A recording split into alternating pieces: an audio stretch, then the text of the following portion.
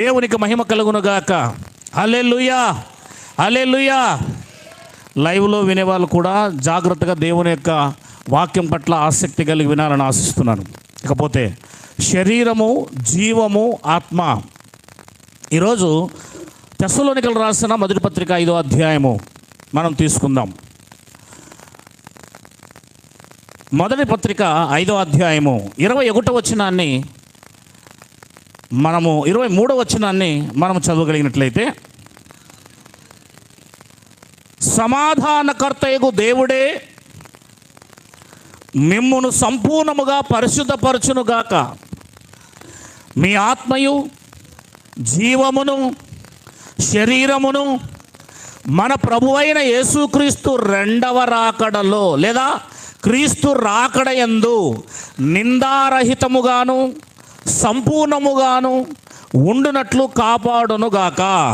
ఆమేన్. ఇక్కడ బైబిల్లో దేవుడు ఏం చెబుతున్నాడు, పౌలు గారు ఏం చెబుతున్నారు అని అంటే, మనిషికి శరీరం ఉంది, మనిషికి జీవం అంటే ప్రాణం ఉంది, మనిషికి ఆత్మ కూడా ఉంది అని చెప్పడానికి ప్రయత్నం చేస్తున్నాడు.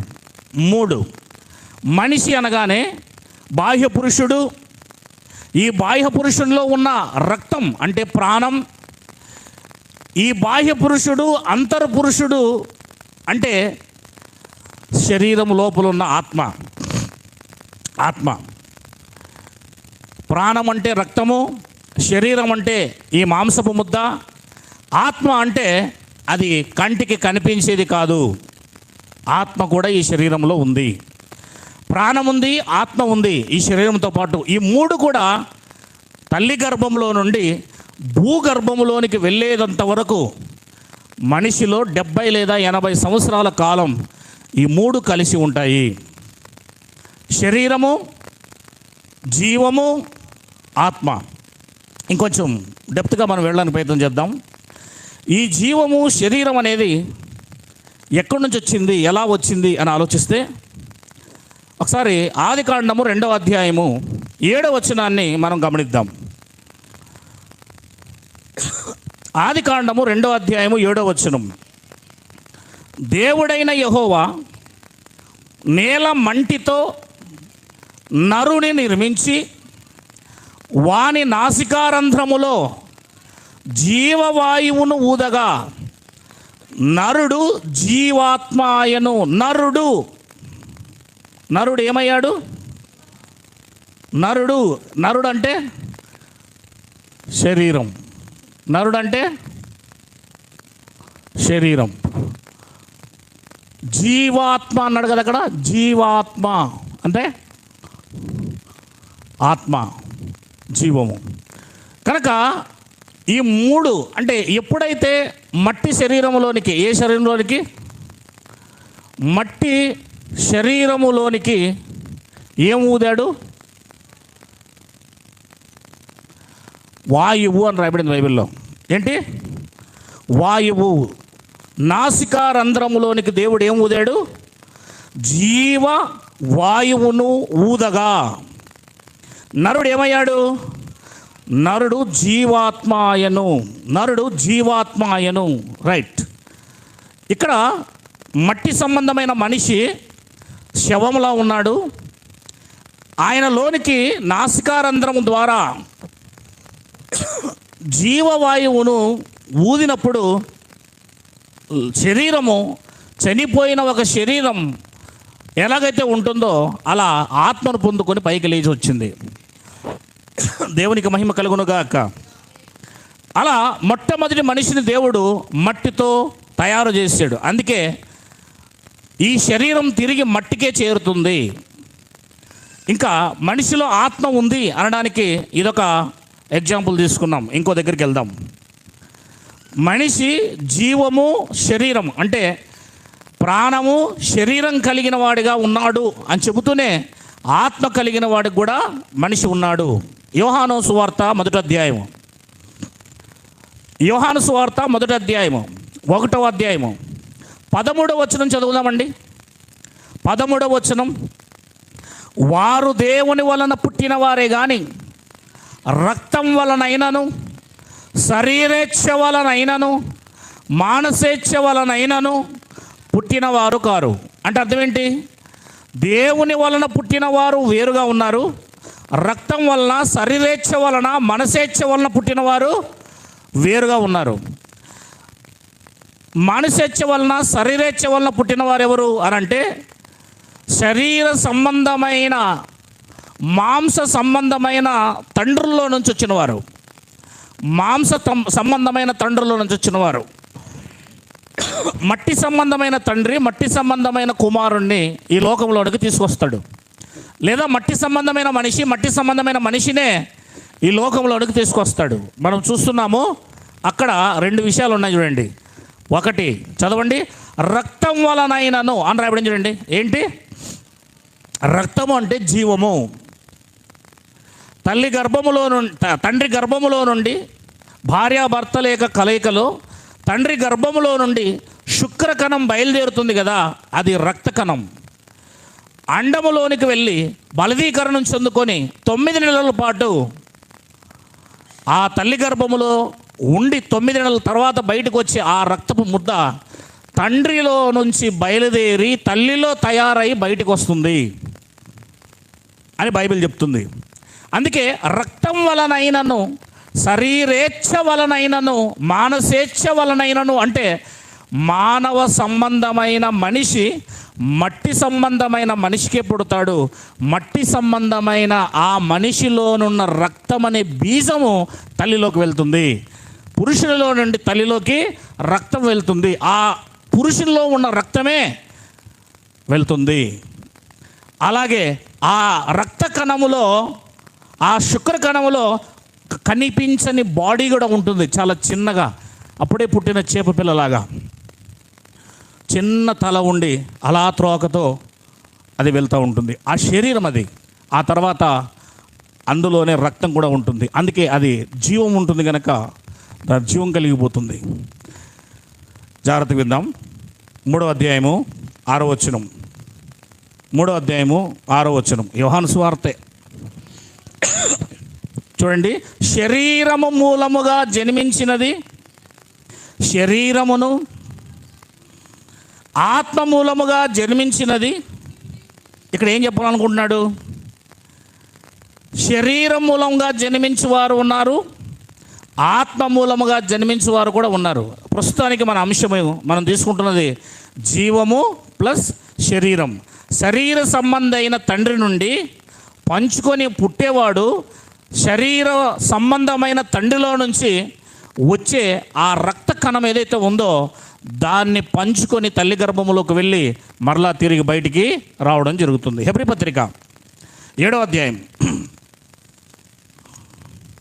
హెబ్రీ పత్రిక 7వ అధ్యాయం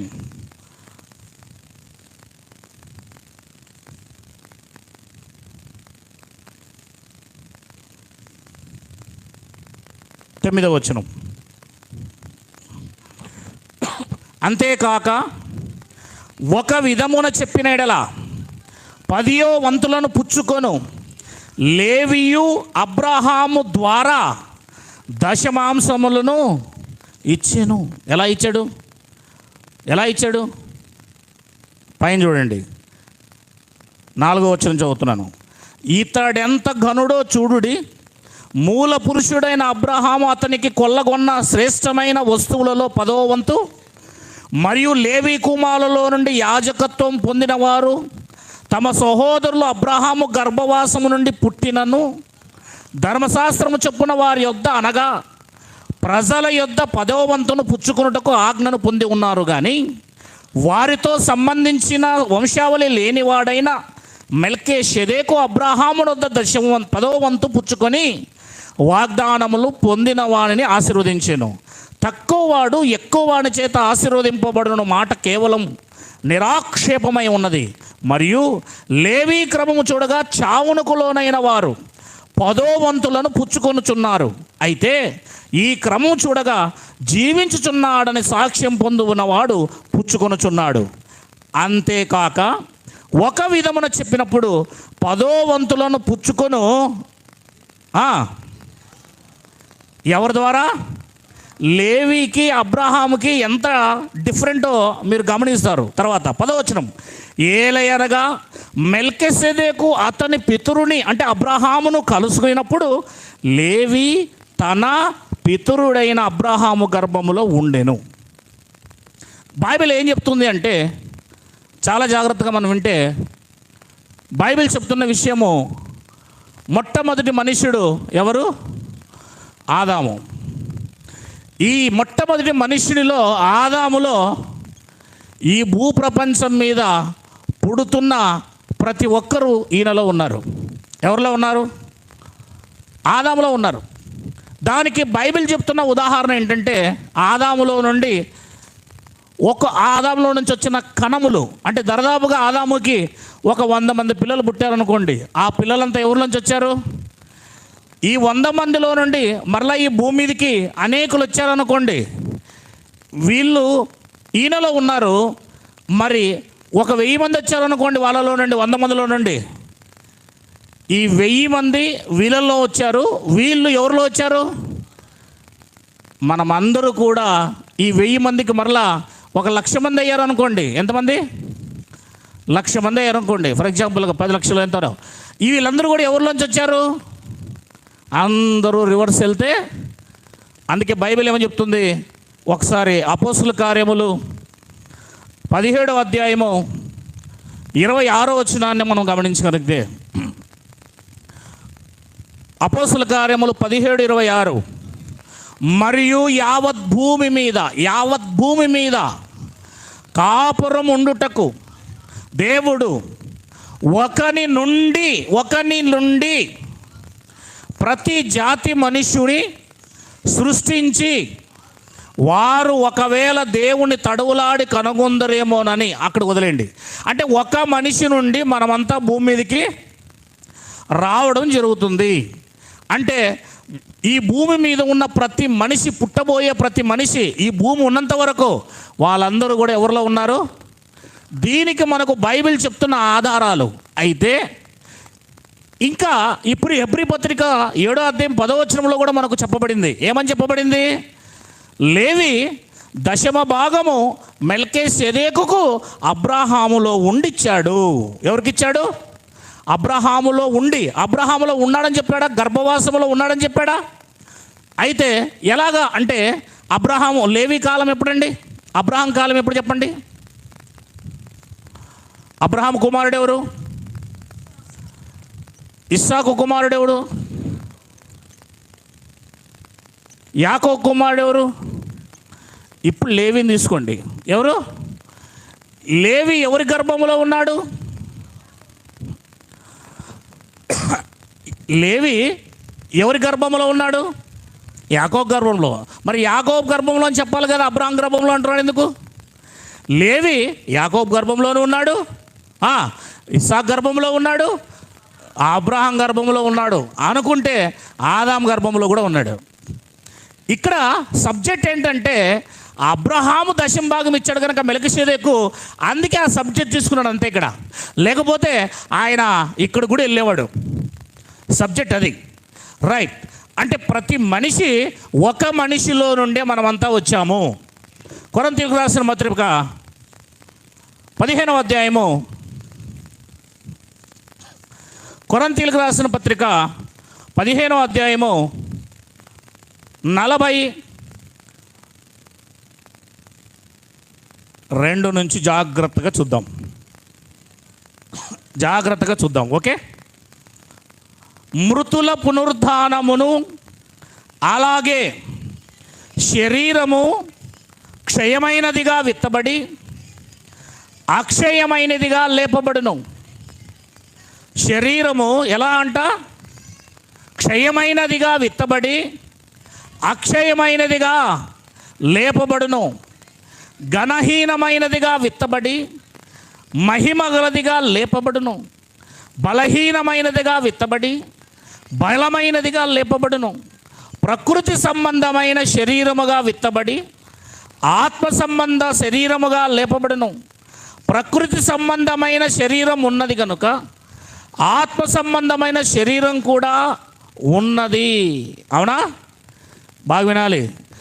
ప్రకృతి సంబంధమైన శరీరం ఉన్నది కనుక ఆత్మ సంబంధమైన శరీరం కూడా ఉన్నది. ఇందు విషయమై ఆదామును మొదటి మనుష్యుడు, ఎవరండి ఆదాము? మొదటి మనుష్యుడు, జీవించు ప్రాణి ఆయనని వ్రాయబడి ఉన్నది. కడపటి ఆదాము జీవింపజేయు ఆత్మ ఆయను.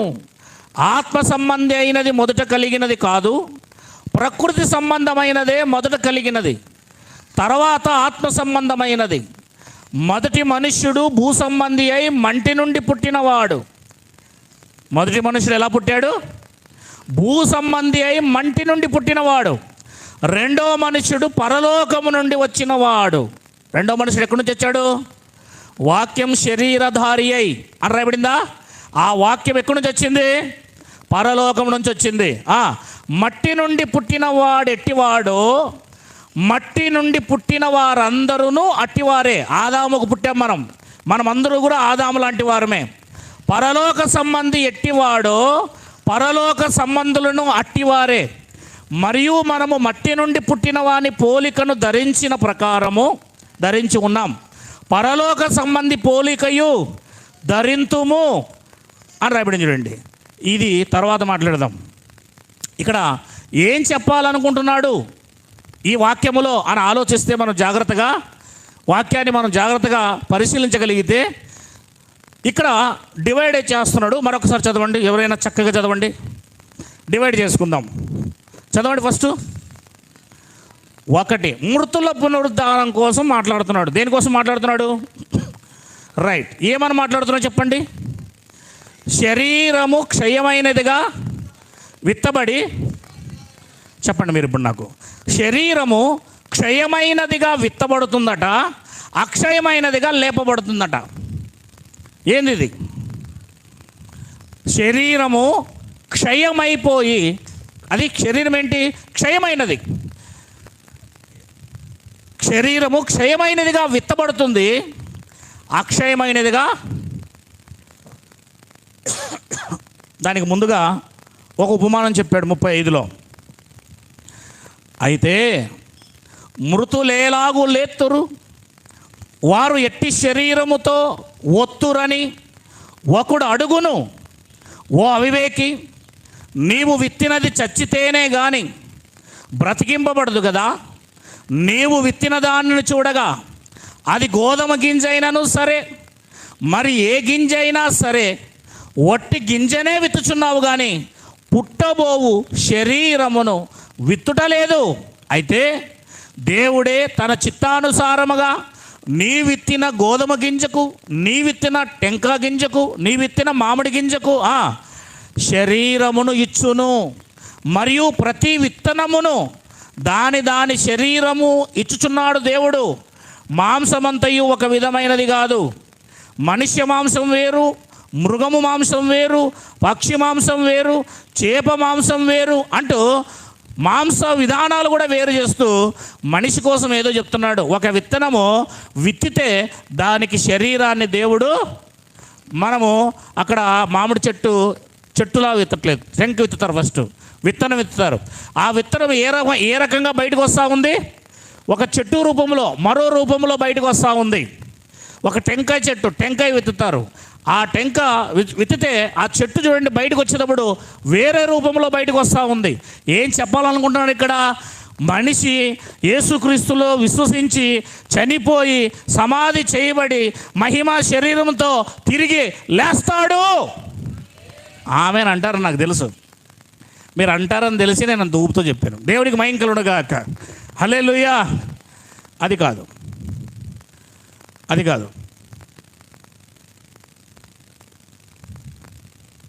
ఏంటి? అది కాదు. దేవునికి మహిమ కలుగునుగాక. చదువుదాం. శరీరము క్షయమైనదిగా విత్తబడి అక్షయమైనదిగా లేపబడును. ఆదాము సంబంధమైన ఈ శరీరం జీవము, ప్రాణము, ఆత్మ కలిగిన ఈ శరీరం యేసుక్రీస్తు నామములో బాప్తీసం పొంది విశ్వాసము చేత తిరిగి లేచినప్పుడు అది ఆత్మ సంబంధమైన శరీరంగా మారబోతూ ఉంది. దేవునికి మహిమ కలుగును గాక. ఏ శరీరంగా మారుతూ ఉంది? ఆత్మ సంబంధమైన శరీరంగా మారబోతూ ఉంది. దానికోసం చెప్తున్నాడు. మీరు ఆమెనంటారు నాకు తెలుసు. రైట్, ముందుకు పోదాం. శరీరము క్షయమైనదిగా విత్తబడి అక్షయమైనదిగా లేపబడును. శరీరము ఒకవేళ సమాధుల్లోకి పోతే మట్టికి మట్టి అయిపోతుంది కదా శరీరము. ఈ రోజుల్లో మా నాన్నగారి శరీరం మట్టికి మట్టి అయిపోయి ఉంటుంది ఇప్పటికి.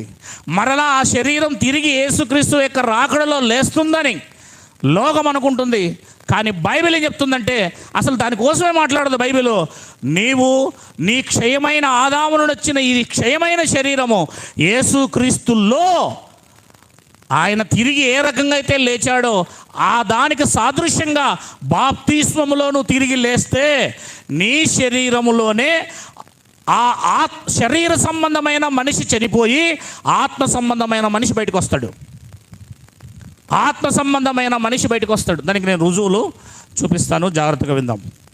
తర్వాత 43 ఘనహీనమైనదిగా విత్తబడి మహిమ గలదిగా లేపబడును. బలహీనమైనదిగా విత్తబడి బలమైనదిగా లేపబడును. ప్రకృతి సంబంధమైన శరీరముగా విత్తబడి ఆత్మ సంబంధమైన శరీరముగా లేపబడును. ప్రకృతి సంబంధమైన శరీరం ఉన్నది గనుక ఆత్మ సంబంధమైన శరీరం కూడా ఉన్నది. జాగ్రత్తగా వినాలి. నిజంగా ఆత్మ సంబంధమైన శరీరం ఉన్నదా అని ఆలోచన చేస్తే ఉన్నదో లేదో మీకు నేను చూపిస్తాను. దీన్ని మీరు జాగ్రత్తగా వినాలి. ఇంకా 8వ అధ్యాయము. సరే, ముందుగా ఆయన ఈ 15వ అధ్యాయాన్ని కొరందీలకు మాట్లాడాడు కాబట్టి కొరందీలతోనే ఏమైనా టచ్ చేశాడా అని ఆలోచిస్తే 3వ అధ్యాయం 1వ వచనం టచ్ చేశాడు. చూడండి, 3వ అధ్యాయం 1వ వచనం. కొరంతీలకు రాసిన మొదటి పత్రిక 3వ అధ్యాయం 1వ వచనం. సహోదరులారా, ఆత్మ సంబంధులైన మనుషులతో మాట్లాడినట్టు నేను మీతో మాట్లాడలేకపోతిని, శరీర సంబంధులైన మనుషులే అనియు. ఇప్పుడు చెప్పండి, చనిపోయి తిరిగి మహిమ శరీరముతో యేసయ్య రెండో రాకడలో వచ్చినప్పుడు ఆ శవంగా లేచే ఆ శరీరం కోసం మాట్లాడుతున్నాడా? నీవు బాప్తిసం తీసుకొని విశ్వాసం ద్వారా వాక్యం విని పరిశుద్ధాత్మను పొందుకొని తిరిగి లేచినప్పుడు దేవుని యొక్క ఆత్మను క్రీస్తును పొందుకున్నప్పుడు నీవు ఆత్మ సంబంధమైన శరీరంగా మారుతున్నావు, ఆత్మ సంబంధిగా మారుతున్నావు. దానికోసం మాట్లాడుతున్నాడా? అక్కడ కొరంథీ పత్రిక మీరు 15వ అధ్యాయము 43 నుంచి కిందికి చూసుకొస్తున్నప్పుడు శరీర సంబంధమైనది ఉన్నది, ఆత్మ సంబంధమైనది ఉన్నది అన్నప్పుడు అది భవిష్యత్తును సూచించినట్లు కనబడుతుంది. కానీ ఇక్కడ 3వ అధ్యాయంలో వాళ్ళతోనే మాట్లాడుతున్నాడు. మీరు ఆత్మ సంబంధులైన మనుషులతో మాట్లాడినట్టు నేను మీతో మాట్లాడుతుని. అంటే ఆత్మ సంబంధమైన మనుషులు ఉన్నారు, శరీర సంబంధమైన మనుషులు ఉన్నారు. అంటే శరీర సంబంధమైన మనుషులు ఎలాంటి వారు అని ఆలోచిస్తే 2వ వచనంలో, అప్పటిలో మీకు బలము చాలలేకపోయిందన పాలుతోనే మిమ్మల్ని పెంచి తిని కానీ అన్నముతో మిమ్మును పెంచలేదు, మీరు ఇంకను శరీర సంబంధులై. అంటే అర్థం ఏంటి? ఆదాము బుద్ధులు ఎలాగైతే ఉన్నాయో, ఆదాము మానవుడు గనక, ప్రకృతి సంబంధి గనక, ఆ శరీర సంబంధి గనక అతనిలో ఉన్న అసూయ, అతనిలో ఉన్న కలహము, అతనిలో ఉన్న ఈ బలహీనత ఇంకా మీలో కూడా ఉంది. ఇవి ఉంటే నువ్వు ఆత్మ సంబంధిగా తిరిగి లేవలేదు అని బైబిల్ చెప్తుంది. ఒక వ్యక్తి బలహీనమైన వాడిగా విత్తబడి బలమైన వాడిగా లేవాలి, ఘనహీనమైన వాడిగా విత్తబడి ఘనమైన వాడిగా తిరిగి లేవాలి, శరీర సంబంధిగా విత్తబడి ఆత్మ సంబంధిగా లేవాలి, ఆత్మ సంబంధిగానే ఈ భూమి మీద బ్రతకాలి, చావాలి. అప్పుడు నీ ఆత్మ పరలోకానికి, శరీరం నరకానికి. సరే, శరీరం మట్టిలోకి వెళ్తుంది. ఇది బైబిల్ చెప్తుంది. ఇంకా చూద్దాం. రోమీలకు రాసిన పత్రిక 8వ అధ్యాయం. రోమీలకు రాసిన పత్రిక 8వ అధ్యాయం 5వ వచనం నుంచి శరీరానుసారులు, శరీర విషయముల మీద మనస్సు ఉంచుతారు. అంటే ఆదాము నుండి వచ్చిన వారు, ఆదాములోనే ఉన్నవారు, ఆదాములాగే ఉన్నవారు, ఒకవేళ బాప్తిసం తీసుకున్నా తీసుకోకపోయినా వారు శరీరానుసారంగానే ఆలోచిస్తారు. ఆత్మానుసారులు ఆత్మ విషయముల మీద మనసుంతురు. ఆత్మానుసారులు ఎవరు? ఘనహీనమైనదిగా విత్తబడి ఘనముగా లేచారు చూడండి. వాళ్ళు ఇప్పుడు ఘనమైన వాళ్ళు, ఘనమైన లోకానికి సంబంధించిన వాళ్ళు. ప్రకృతి సంబంధంగా విత్తబడి ఆత్మ సంబంధంగా తిరిగి లేచారు చూడు, వాళ్ళు పరలోకానికి సంబంధించిన వారు. పరలోకానికి సంబంధించిన వారు, పరలోకం వైపు చూసేవారు. చదవండి ఏమంటుందో బైబిల్. ఆత్మానుసారంగా ఆత్మ విషయముల మీద మనసు ఉంతురు. శరీరానుసారమైన మనస్సు మరణము. ఆదాములో నుండి వచ్చిన ఆ మనిషి అలాగే వెళ్ళాడనుకో, శరీరానుసారంగానే జీవిస్తూ, వానికి మరణం ఉంది. ఏ మరణం? ఆత్మ సంబంధమైన మరణం. ఆత్మానుసారమైన మనస్సు జీవమును సమాధానమునై ఉన్నది. అంటే ఆత్మానుసారంగా ఎవరైతే వాక్యానుసారంగా క్రీస్తును కలిగి ఉంటారో వారు జీవం పొందుకుంటారు. అంటే నిత్య జీవం పొందుకుంటారు. ఇక్కడే వీడు ఇంకా మరణంలోనే ఉన్నాడు, శరీర సంబంధి. 7 ఏలైనగా శరీరానుసారమైన మనస్సు దేవునికి విరోధమైనది. ఆదాములో నుండి వచ్చిన మనుషులంటే దేవునికి విరోధం, క్రీస్తులో నుండి వచ్చిన మనుషులంటే దేవునికి ఇష్టం. అది దేవుని ధర్మశాస్త్రమునకు లోబడదు, ఏమాత్రమును లోబడనేరదు.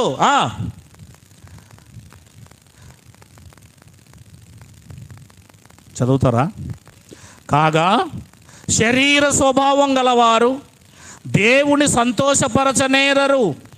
దేవుని ఆత్మ మీలో నివసించి ఉన్న ఎడలా మీరు ఆత్మ స్వభావం గలవారే కానీ శరీర స్వభావం గలవారు కారు. ఎవడైనా క్రీస్తు ఆత్మ లేనివాడైతే వాడు ఆయన వాడు కాడు. క్రీస్తు మీలో ఉన్న ఎడల మీ శరీరం పాపం విషయమై మృతమైనది కానీ, బాప్తిసం తీసుకున్నప్పుడు మృతమైంది. ఇది రోమపత్రిక 6వ అధ్యాయానికి వెళ్ళిపోతుంది. మళ్ళా మీరు క్రీస్తులో మృతి పొందితిరి కానీ మీ ఆత్మ నీతి విషయమై జీవము కలిగి ఉన్నది. క్రీస్తు తిరిగి లేచినట్లుగా మీరు కూడా తిరిగి లేచారు. ఇప్పుడు మీరు జీవం గలవారు అంటారు రోమపత్రికలో. ఇప్పుడు 15వ అధ్యాయానికి వస్తే, కొరింథీయులకు రాసిన మొదటి పత్రికకు మరలా ఈ క్రమాన్ని మీకు చూపిస్తాను, జాగ్రత్తగా వినండి. 44 ప్రకృతి సంబంధమైన శరీరముగా విత్తబడి ఆత్మ సంబంధమైన శరీరముగా లేపబడును. బాప్తిస్మములో పరిశుద్ధాత్మను పొందుకొని ప్రకృతి సంబంధమైన శరీరముగా ఉన్నది కనుక ఆదాములో నుండి వచ్చినది ఆత్మ సంబంధమైన శరీరం కూడా ఉన్నది. కొరంథీయులలో ఆత్మ సంబంధమైన శరీరం గలవారు ఉన్నారు, ప్రకృతి సంబంధమైన శరీరం గలవారు కూడా ఈ సంఘములో ఆత్మ సంబంధీయులు ఉన్నారు, ఇక్కడ ప్రకృతి సంబంధీయులు కూడా ఉన్నారు. భవిష్యత్తు కాదు, ఇది ఇప్పుడు జరుగుతూ ఉన్నది. ఇందు విషయమై ఆదామును మొదటి మనుష్యుడు జీవించు ప్రాణి, ఆయన ఏమై ఉన్నాడంట? జీవించు ప్రాణి అని వ్రాయబడి ఉన్నది. కడపటి ఆదాము మొదటి ఆదాము, కడపటి వాడు ఎవరు? రెండో ఆదాము. ఇప్పుడు మీరు చెప్పండి, ఈ యేసుక్రీస్తు వారు జీవాన్ని ఎప్పుడు ఇస్తారో గమనించండి. ఇక్కడ కడపటి ఆదాము జీవింపజేయు ఆత్మ, కడపటి ఆదాము జీవింపజేయు ఆత్మ, కడపటి ఆదాము జీవింపజేయు ఆత్మ. ఆత్మ అంటే ఏంటి? కొరింథీయులకు రాసిన 2వ పత్రిక 3వ అధ్యాయం చివరి వచనం 17. ప్రభువే ఆత్మ, ప్రభు యొక్క ఆత్మ ఎక్కడ ఉండునో అక్కడ స్వాతంత్ర్యం ఉండును. మనమందరమును ముసుగు లేని ముఖముతో ప్రభు యొక్క మహిమగు అద్దము వలె ప్రతి ఫలింపజేయుచు మహిమ నుండి అధిక మహిమను పొందుచు ప్రభువుకు ఆత్మ చేత ఆ పోలికగానే, అంటే ప్రభువుకు ఆత్మ అంటే యేసుక్రీస్తు ఆత్మ చేత యేసుక్రీస్తులానే మనం మారుతున్నాము. యేసుక్రీస్తు పోలికలోకి మనం ఏమవుతున్నాము? రోజు రోజుకి ట్రాన్స్ఫర్ అవుతున్నాము. దినము నేను నూతనపరచబడుతున్నాను అంటున్నాడు పౌలు గారు. ఆమేన్. హల్లెలూయా. ఆమేన్. ఆమేన్. ఆమేన్. హల్లెలూయా. కొన్ని సెల్ఫ్ తొందరగా అవడం లేదు, బ్యాటరీ వీక్స్ ఏమైనా, ఇంజిన్ గిని వీక్ ఉంటుంది, పంపు కూడా వీక్ ఉంటుంది. కొన్ని చూడండి స్టార్ట్ చేసేయకపోతే అంటయ్యా 10 సార్లు పడుతుంది. అట్లా అంటేనే లేవాలి పైకి. హల్లెలూయా. నిద్రపోయేకి వచ్చిన వాళ్ళంతా ఆమె చెప్పండి. వినేకి వచ్చిన వాళ్ళంతా ఆమె చెప్పండి. ఇందులో కూడా సగం అని చెప్పలే. దేవునికి మహిమ కలుగును గాక. హల్లెలూయా. కొంతమంది ఎలా ఉంటారంటే నువ్వు చెప్తే నేను చేయాలా, ఈగో, గర్వం, ఏంటి అహంకారం. ప్రపంచ చక్రవర్తి గడ్డి తిన్నాడు, జాగ్రత్త, అన్నీ దేవుడు చూస్తున్నాడు. దేవునికి మహిమ కలుగును గాక. ఇప్పుడు ఏమవ్వాలి మనము? 15వ అధ్యాయం కొరింథీయులకు రాసిన మొదటి పత్రిక.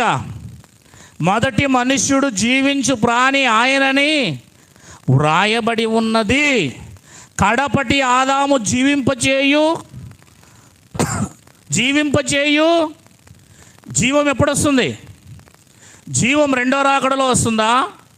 జీవం బాప్తిసం తీసుకున్నప్పుడు వస్తుందా? బాప్తిసం తీసుకున్నప్పుడు జీవం వస్తుంది. జీవాన్ని ఎప్పుడు పొందుకుంటాం? ఎఫెసీయులకు రాసిన పత్రిక 2వ అధ్యాయము, ఎఫెసీయులకు రాసిన పత్రిక 2వ అధ్యాయము 1వ వచనం. నాకేదైనా ఎవరన్నా ప్రేమించి నీళ్ళిస్తే సంతోషం. మీ అపరాధముల చేత పాపము చేత, అది ఆదాములో మీరందరూ చచ్చినవారు. ఆదాములో నుండి వచ్చిన వారందరూ చచ్చినవారు.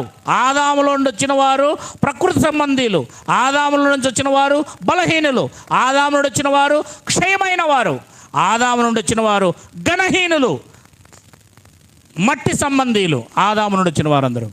ఇప్పుడు ఏమంటున్నాడు ఇక్కడ? మీ అపరాధముల చేతను పాపముల చేతను మీరు చచ్చిన వారై ఉండగా ఆయన మిమ్మును క్రీస్తుతో కూడా జీవింపజేసెను.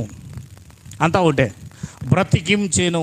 తీతుకు రాసిన పత్రిక 3వ అధ్యాయం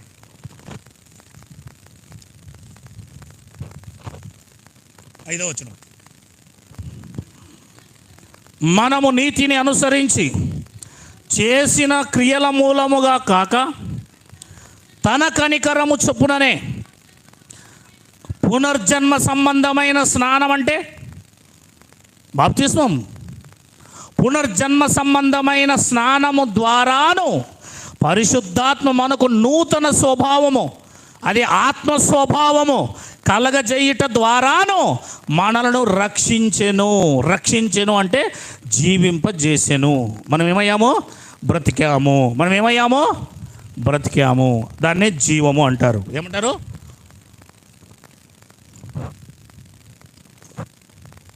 దేవునికి మహిమ కలుగును గాక. హల్లెలూయా. హల్లెలూయా. కొరింథీయులకు రాసిన మొదటి పత్రిక 15వ అధ్యాయం వచ్చేద్దాం. 45వ వచనం చదువుతున్నాం మనం. ఇందు విషయమై ఆదామును మొదటి మనుష్యుడు జీవించు ప్రాణి ఆయనని వ్రాయబడి ఉన్నది. కడపటి ఆదాము జీవింపజేయు ఆత్మ. కడపటి ఆదాము ఏమై ఉన్నాడు? మనం ఆలోచిస్తే 2 మనుషులు కనబడతారు. ఎవరండి?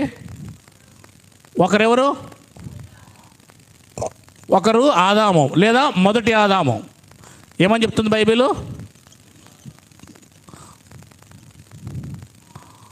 మరి ఈయన కడపట ఆదాము, లేకపోతే అంతే కదండి. డివైడ్ చేద్దాం. ఈయనలో నుంచి ఏమేమి వస్తూ ఉందని చూసాం మనం లిస్ట్. ఇందాక ఏమొస్తుందని లిస్టు చదవండి ఒకసారి. సార్ ఇక్కడ రాయండి. ఏమొస్తుంది చూడండి ఆయనలో లిస్టు. క్షయమైన, కొరింథీ పత్రిక 15వ అధ్యాయము 42 నుంచి క్షయమైనది కింద ఏంటి? తర్వాత బలహీనమైన, రెండోది ఏందండి? ఘనహీనమైనది, తర్వాత బలహీనమైనది, తర్వాత ప్రకృతి సంబంధమైనది. అర్థమవుతుందని చెప్పేది మీరు కూడా నోట్ చేసుకోండి జాగ్రత్తగా. మొదటిది ఏం చెప్పామో అందరు చెప్పండి. క్షయమైనది. అందరు చెప్పాలి. క్షయమైనది, ఘనహీనమైనది, బలహీనమైనది, ప్రకృతి సంబంధమైనది. ఇంకా తర్వాత ప్రాణి, జీవించు ప్రాణి. ఏంటి? జీవించు ఆత్మ. ఇది వదిలేండి. జీవించు ప్రాణి, జీవించు ప్రాణి. నెక్స్ట్ ఏంటి? జీవించు ప్రాణి. ఆ తర్వాత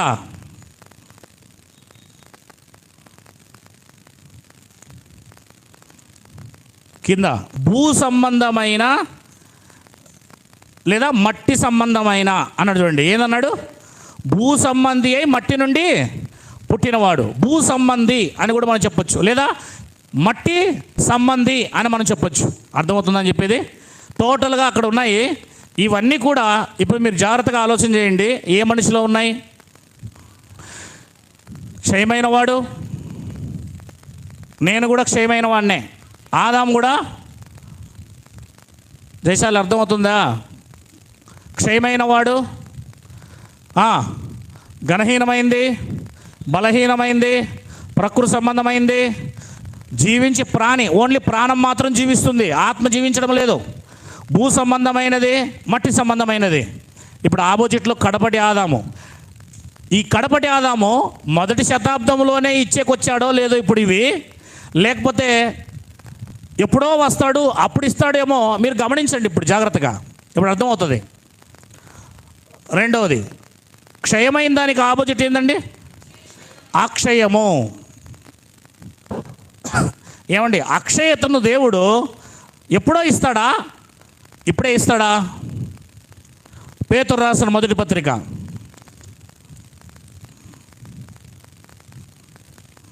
1వ అధ్యాయము 2వ వచనము 22వ వచనం 22వ వచనం. మీరు క్షయ బీజము నుండి కాక, అర్థమేం తెలుసా? ఇది 1వ అధ్యాయం యోహాను సువార్త 12 కలిపాడు దీన్ని. శరీర సంబంధమైన, రక్త సంబంధమైన, శరీర సంబంధమైన మనశ్చేచ్ఛ వలన అన్నాడు కదా అక్కడ, దానికి కలిపాడు దీన్ని. డైరెక్ట్గా ఏం చెప్పాడు? క్షయ బీజము నుండి. బీజము అనగా మనిషి యొక్క ప్రాణం, మనిషి యొక్క రక్తం. క్షయ బీజము నుండి కాక శాశ్వతముగు జీవము గల దేవుని వాక్య మూలముగా అక్షయ బీజము నుండి పుట్టింపబడిన వారు. పుట్టామా లేదా? అక్షయ బీజము. అక్షయ బీజం అంటే వాక్యము లేదా ఆత్మ లేదా యేసుక్రీస్తు. హల్లెలూయా. వాక్యము లేదా ఆత్మ లేదా యేసుక్రీస్తు, దేవుని మాట. అంటే ఇక్కడే వాక్యము ద్వారా మనము అక్షయుడుగా ఏమవుతున్నాము? అక్షయులుగా ఏమవుతున్నాము? మారుతున్నాము. అక్షయతను ఇక్కడే మనము పొందుకుంటున్నాము అని బైబిల్ స్పష్టంగా తెలియజేస్తుంది. వాక్యము ద్వారా మనము అక్షయతలోకి వస్తాము, సువార్త ద్వారా మనము అక్షయతను పొందుకుంటాము అని బైబిల్ మనకు తెలియజేస్తుంది. ఈ విషయాన్ని మీరు గమనిస్తున్నారో లేదో? దేవునికి మహిమ కలుగునుగాక. తిమోతిలు రాసిన 2వ పత్రిక 1వ అధ్యాయము 9వ వచనం. ఏది ధర్మశాస్త్రం చేయలేదో, ఏది పాత నిబంధనలు లేదో అది చేయడానికి యేసుక్రీస్తు వారు వచ్చారు మొదటి రాకడలో. 9వ వచనం 2వ తిమోతి 1వ అధ్యాయం 9. మన క్రియలను బట్టి కాక తన స్వకీయ సంకల్పమును బట్టి అనాది కాలముననే క్రీస్తు యేసునందు మనకు అనుగ్రహింపబడినదియు, క్రీస్తు యేసును మన రక్షకుని ప్రత్యక్షత వలన బయలుపరచబడినది అయిన తన కృపను బట్టి మనలను రక్షించి పరిశుద్ధమైన పిలుపుతో ఆయన మనలను పిలిచేను. ఆ క్రీస్తు యేసు మరణాన్ని నిరర్ధకం ఏం చేశాడు? ఆదాము నుండి వచ్చిన మరణాన్ని ఏం చేశాడు? తీసేశాడు. నిరర్ధకము చేసి జీవమును, అక్షయతను వాక్యం అనే సువార్త వలన వెలుగులోకి తెచ్చెను. దేవునికి మహిమ కలుగునుగాక. అక్షయత మనం పొందుకున్నామా లేదా? పొందుకోలేదంటే నేనేం చేయగలను? ఇంకా చచ్చిపోయినప్పుడు తిరిగి సమాధుల నుంచి లేచినప్పుడు పొందుకుంటావా? మన్నైనా తిరిగి మన్నకి పోతుంది, ఆత్మదానం దయచేసిన దేవుని దగ్గరికి వెళ్ళిపోతుంది. మళ్ళా మన్ను రూపాన్ని ధరించుకోదు, మళ్ళా రాదు. అక్షయతను తీసుకొచ్చాడు యేసుక్రీస్తు వారు సువార్త ద్వారా వెలుగులోనికి, వాక్యం ద్వారా వెలుగులోనికి అక్షయతను తీసుకొచ్చాడు. మరణాన్ని నిరర్ధకం చేశాడు, జీవమును తీసుకొచ్చాడు. ఇప్పుడు కొరింథీ పత్రిక 15 చదివితే వీటన్నిటినీ మనము కో కాంటెక్స్ట్ అంటారు. సహ సందర్భ వాక్యములు. టెక్స్ట్, కాంటెక్స్ట్, కో కాంటెక్స్ట్. టెక్స్ట్ అంటే వచనం లేదా వాక్యం, కాంటెక్స్ట్ అంటే సందర్భం, కో కాంటెక్స్ట్ అంటే సందర్భ సహసందర్భ వాక్యము. అవన్నీ కూడా కలుపుకొని మనం చూడాలి. Context is the king. ఎప్పటికీ కూడా మీరు కాంటెక్స్ట్ మీద పోతే మొత్తం టోటల్గా అర్థమవుతుంది. కింద ముందు అన్నీ చూడాలి జాగ్రత్తగా. రైట్. కొరింథీయులు రాసిన మొదటి పత్రిక 15వ అధ్యాయం మీద నిలబడుతున్నాను నేను. 40 చదువుదాం.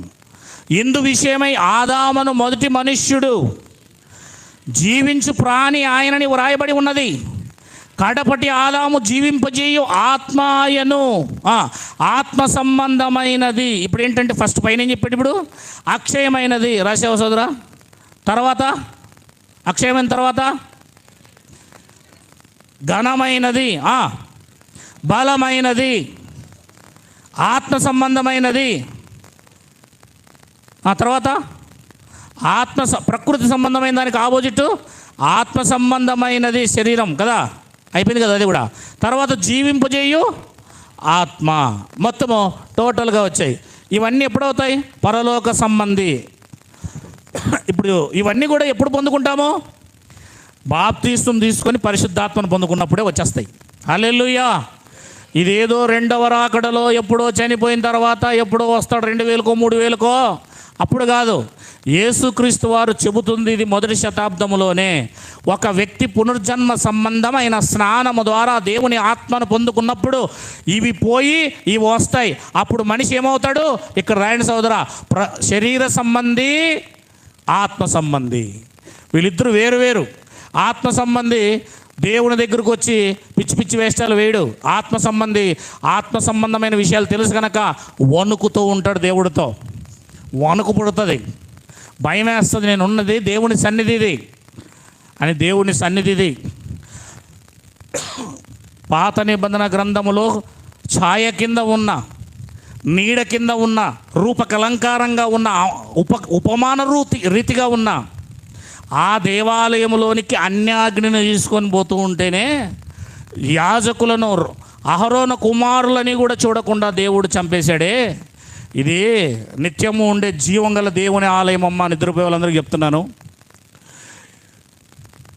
ఇదేది జీవము కలిగిన ఆలయం, శాశ్వతంగా ఉండే ఆలయం, పరిశుద్ధమైన ఆలయం.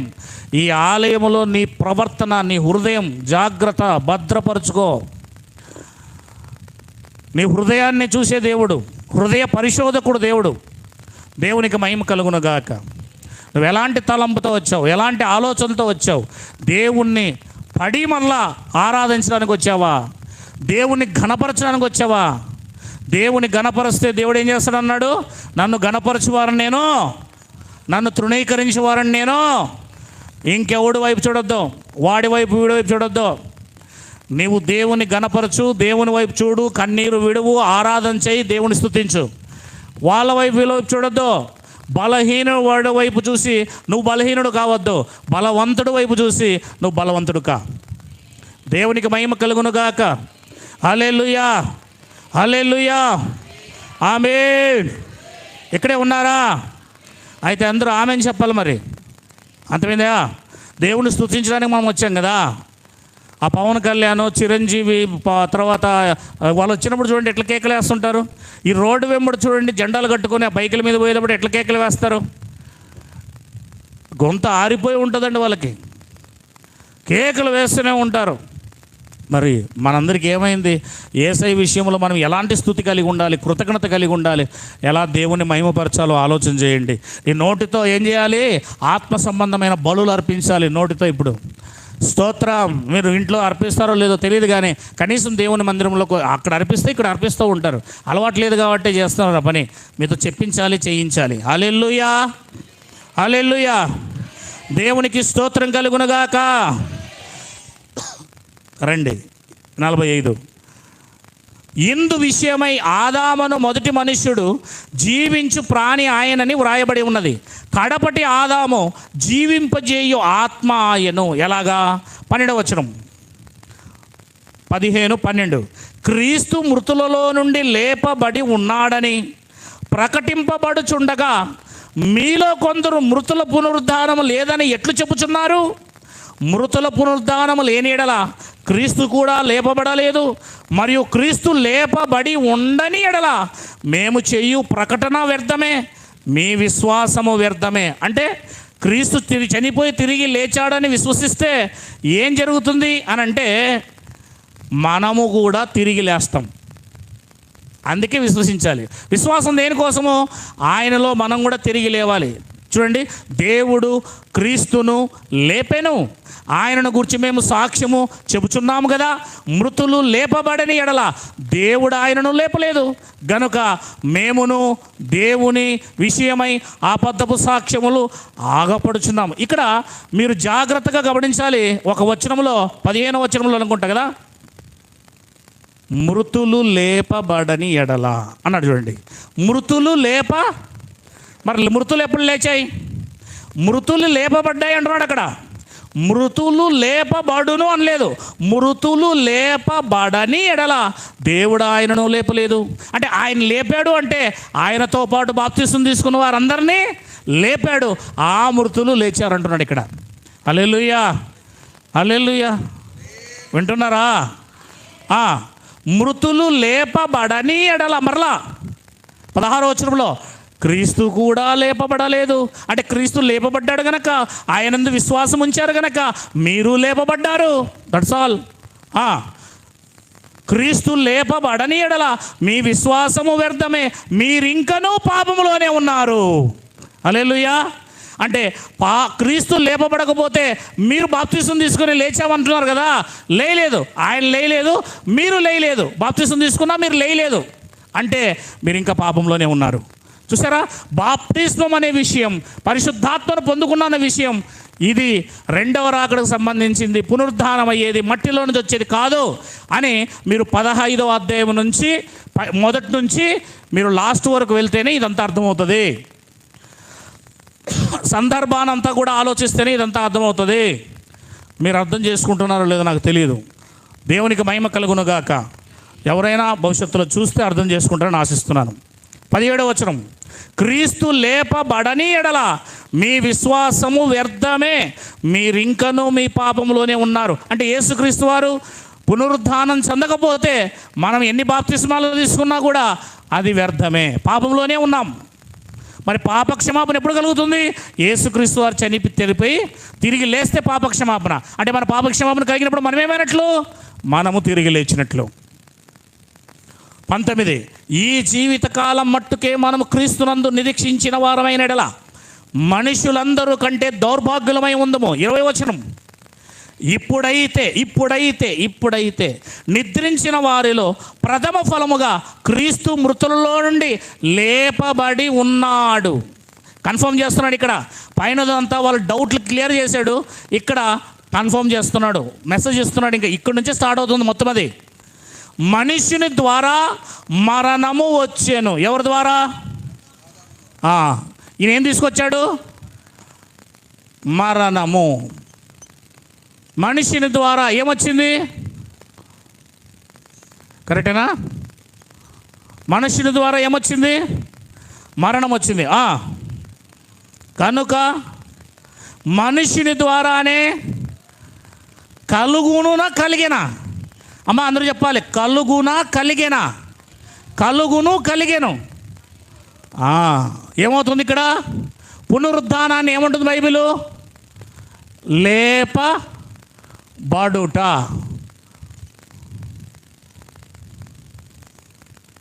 పునరుత్థానమును ఏమంటుంది బైబిలు? దీన్ని ఇంకా మనం అనొచ్చు? జీవము. Very good. లేపబడుట, పునరుత్థానము, లేపబడుట, జీవము, ఇలా కూడా చెప్పొచ్చు. ఎవరి ద్వారా వచ్చింది ఇది? మనుషుని ద్వారా. అందుకే ఆయన మానవుడు కావాల్సి వచ్చింది. యేసుక్రీస్తు దేవుడు మానవుడుగా ఎందుకు రావాలి? ఒక మానవుడు పాపం చేశాడు కనుక దేవుడు మానవుడుగానే రావాలి. మానవుడు మరణము చేత నరకానికి వెళ్ళిపోతున్నాడు కనుక దేవుడు కూడా మానవుడుగా వచ్చి ఈ మనిషి చేసిన రకంగా పాపం చేయకూడదు. ఏం చేయకూడదు? ఇతను పాపం చేశాడు, కానీ ఈయన 33.5 సంవత్సరాలు భూమి మీద ఉన్నా ఏ పాపము చేయలేదు. ఆమేన్.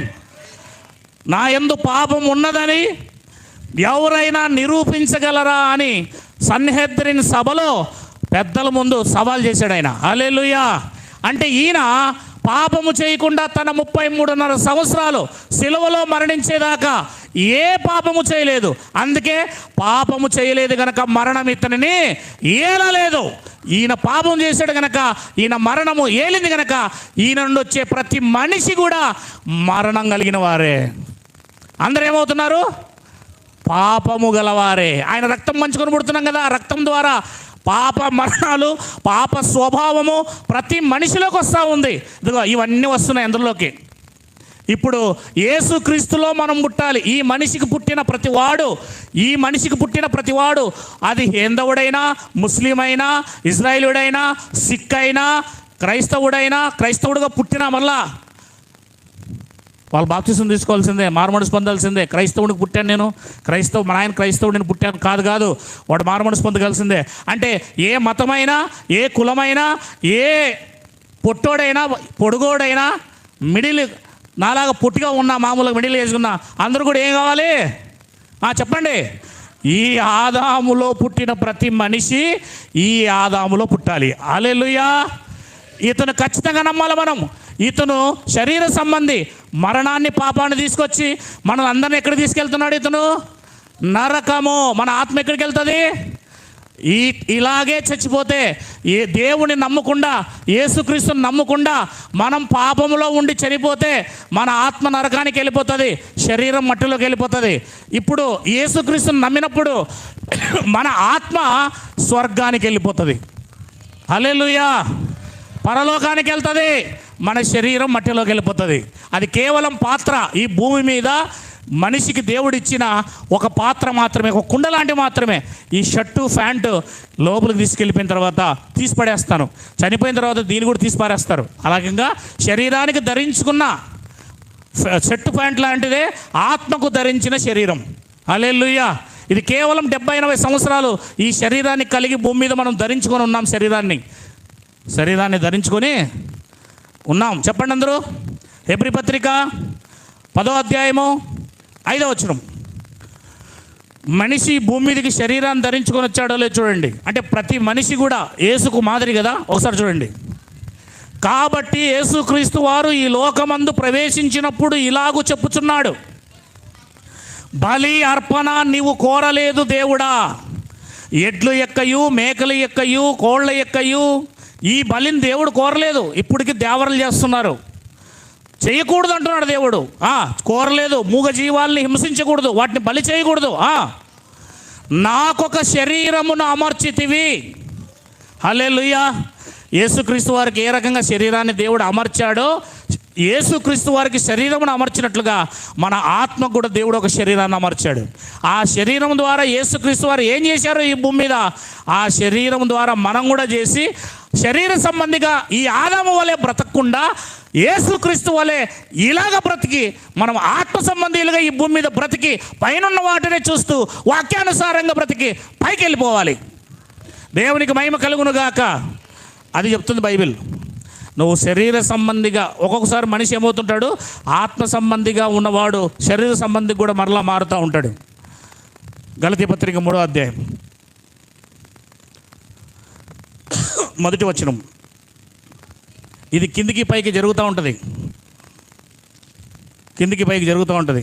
ఓ అవివేకులైన గలతీయులారా, మిమ్మును ఎవడు భ్రమ పెట్టెను? మనల్ని కూడా అప్పుడప్పుడు ఏం భ్రమ పెడుతుంది? డబ్బులు, పొలాలు, ఆస్తులు, భవనాలు, కార్లు, హోదాలు, చదువు, లోకపు అట్రాక్షన్, ఇవన్నీ మనల్ని ఏం చేస్తాయి? భ్రమ పెడతాయి, భ్రమ పెడతాయి. అక్కడ వాళ్ళని ఎవరో భ్రమ పెట్టారు. భ్రమపడినప్పుడు ఏమవుతుందో తెలుసా? సిలువ వేయబడినట్టుగా యేసుక్రీస్తు మీ కనుల ఎదుట ప్రదర్శింపబడెను కదా. అంటే యేసుక్రీస్తు మనందరి కళ్ళ ముందు సిలువ వేయబడినట్లుగా మనం వాక్యములో నమ్మాం, వాళ్ళు నమ్మారు. అంతగా నమ్మామండి చూడకపోయినా. Very good. 2, ఇది మాత్రమే మీ వలన తెలుసుకొని కోరుచున్నాను, ధర్మశాస్త్ర సంబంధమైన క్రియల వలన ఆత్మను పొందితిరా, లేక విశ్వాసములో వినుట వలన పొందితిరా? మీరింత అవివేకులై మొదట ఆత్మానుసారంగా ఆరంభించి ఇప్పుడు శరీరానుసారంగా పరిపూర్ణులగుదురా. చాలామంది అండి 10 సంవత్సరాలు, 20 సంవత్సరాలు, 30 సంవత్సరాల పాటు దేవునిలో బ్రతుకుతారు. చివరికి పోయే కాలం వచ్చినప్పుడు ఆ 1 సంవత్సరంకో 2 సంవత్సరాల ముందు దేవుని వదిలేస్తారు. అయిపోయింది, నరకం పోతాడు. ఇంకా ఆ 30 సంవత్సరాలు, 40 సంవత్సరాల జీవితం ఉంది కదా, దేవుడు ఏమాత్రం కూడా లెక్క చేయడు, అసలు లెక్కే చేయడు దేవుడు. ముందున్న నీతి తర్వాత నీ నీతి నువ్వు పడిపోయినప్పుడు పని చేయదన్నాడు దేవుడు. మరి ఏం చేయాలి? యాకోబు పత్రిక ఉందా? ఆత్మ సంబంధంగా ఆసక్తితో పట్టుదలతో దేవుని కోసం బ్రతికి 9:30కి వచ్చి ప్రార్థన చేసి పాటలు పాడి ఆరాధన చేసి దేవుని పని చేసి, కొన్ని కుటుంబాలు దూరం ఉన్నప్పుడే ఎర్లీగా వచ్చేవారు, కొన్ని కుటుంబాలు దగ్గర ఉన్నప్పుడే రావడం లేదు.